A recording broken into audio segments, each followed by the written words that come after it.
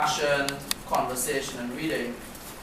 Those are the four, at least for me, those are the four main areas that I looked at in the past. And you know, your experiences change over time. So you know, Simon is quite right that sometimes you start off looking at one thing and then you say, you start to question, as you read more, you question like, am I really supposed to be doing this?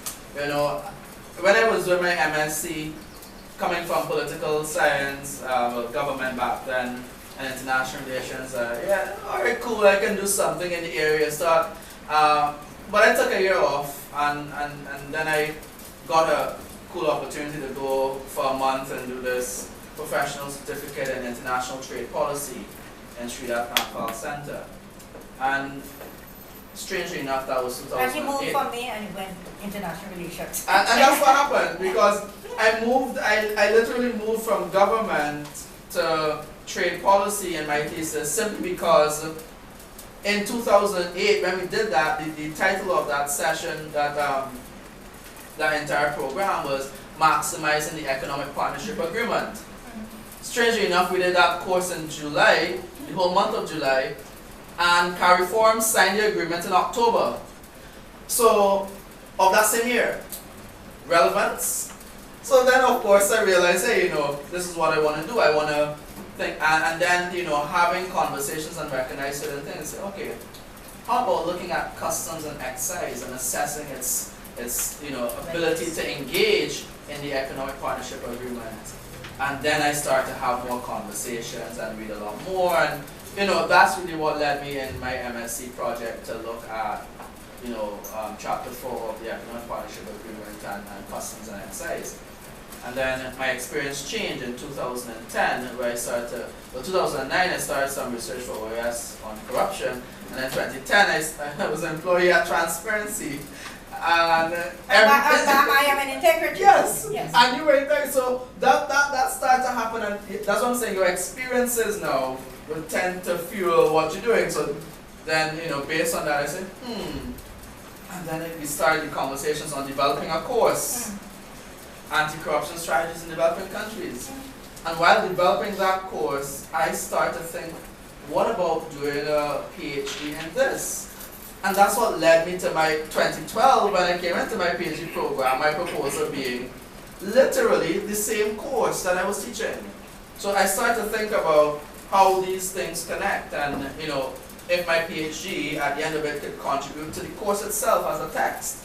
And so that's what I'm saying, your experiences over time. Don't ever think it's a hard and fast thing. I think we can become very intimidated that over time, I have to do this, no, things change, perspectives change, new events happen.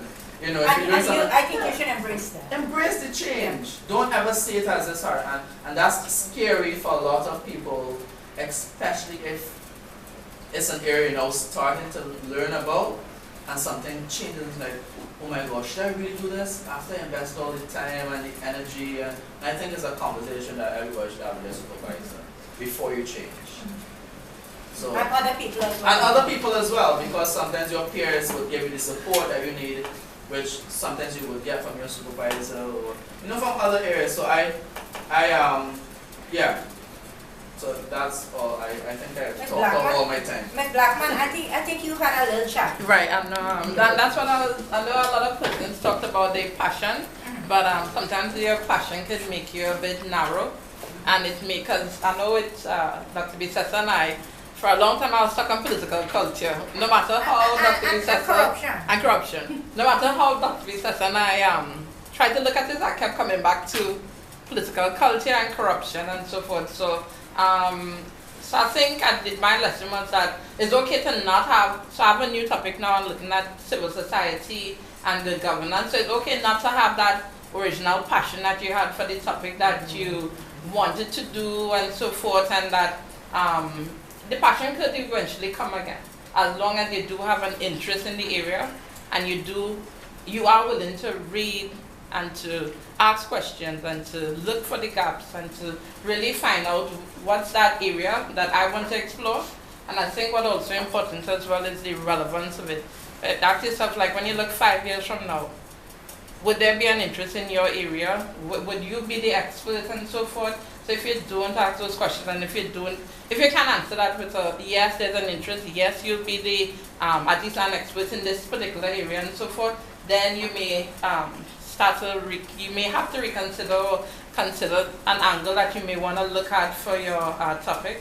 But I think what I didn't hear coming out in the discussion is not only in terms of relevance and interest and passion and so forth, but the how could your research question, could you really test this? Could it be measured? Do you have the sample? What's your sample? And so forth. And if it is that it's not applicable, if it is that you won't be able to test it and so forth. But that was if you have no proof and you find right. Exactly. If you don't have no data to support what you want to do, then if you have no literature, background literature in the field, leave it alone. Right. So no matter how relevant and how much passion you may have, you'll find yourself 2 years later when you really start to do the method and test your stuff, you realize that you reach a dead end and you just spend 2 years without considering that part. So with whatever requires a change of research design. Actually, we have a student, a PhD right now, and he's very keen and very passionate. He has been working, but his research looked at something 10 years ago, 5 years ago, 7 years ago, and he came back with it, and he did all these perfect statistical tests and everything. And my one question was this: aren't you dated? The examiners will say to you, this probably is irrelevant. He did something on e-governance. He did it 7 years ago. He went outside 7 years ago. That was the time we now introducing e-governance. It's no longer the same. So therefore now what he has to do is go back in the field again. Part of the problem is the time period he's taking. Especially with technology. That's also with time. Yes. So tight. Because so you need to keep that tight deadline. You need to tell yourself, I am going to finish A within this time frame, B within this time frame, C within this time frame. Otherwise, you'll just be all over the place. Right, and then you may end up with your panel asking you, so what? Like you did all this research and so what? So what? So what? We know this already.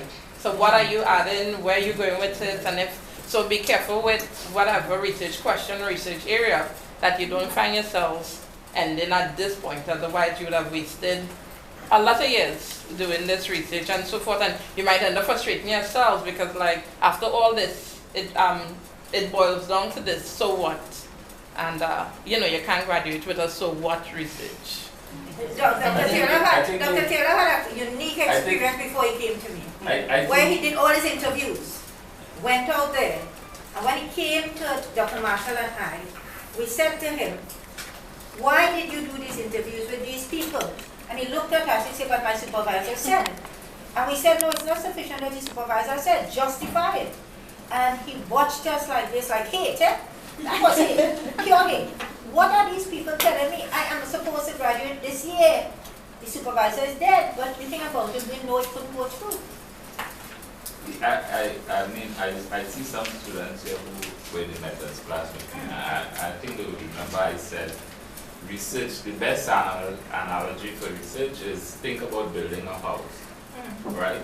I mean, you start with the foundation. Here you start with your research question, your problem, right? You get that sorted out. Then you start to think in terms of putting structures on top. Yeah, and you keep the design. You have a design in mind. Research is like that. Well, let's have them working now. Can we start them working? Ladies and gentlemen, you have scrap paper. Write down what you think will be your research. I just want clarity on one thing. I did my master's at agriculture, right, in human resource management. And in doing the master's paper, I was told that you're not supposed to fill any gaps at master's level. That is only for PhD. Is that so? I don't encourage that with my master's students. Once you start a master's, I want to see something new. I don't want no rehash. I don't want you to recreate no wheel. I want new data. I want you to go and say there with your master's, listen, when Mira is finished, I want her to go to agent and say, listen, I did so much research. This is what I found. I expect something new. because you had to go out in an organization and see where the problems were. That is why we And are superior to them. I would say this, we are superior, and you all should be proud graduates of the University of the West Indies. We are superior. Always remember that in the back of your mind. Because what we do is make sure the literature, everything is relevant, new, scientific. I don't think so, Professor Bissessar. No, you can say what you want. When companies look at Atalanta and they look at a uni or a master's or... No, they're companies. Their point of view, they're fairly literate. Take in consideration the Atalanta. Fairly literate. You go out to companies to do your thesis. I always tell people, graduates from the university are sound graduates. Very sound. Okay. Now let's see you arrive at your Dr. Theodore, you want to add? Ladies and gentlemen, walk around, get something to drink now. What we do with all that food? Yeah, there's some something on the ground, you want to take it out? Yes, please. And now, as soon as you get your plate, start looking. This is the carry group. Start looking at your research topic, please.